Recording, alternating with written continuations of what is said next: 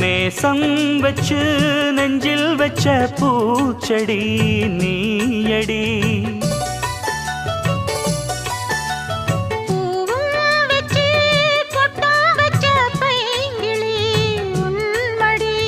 பாசம் வச்சு பாடும் பாட்டை கேளடி என் கண்மணி. உள்ளம் என்னும் வீட்டிலே ஒட்டி வச்ச ஓவியம், எண்ணம் என்னும் ஏட்டிலே அச்சடிச்ச காவியம்.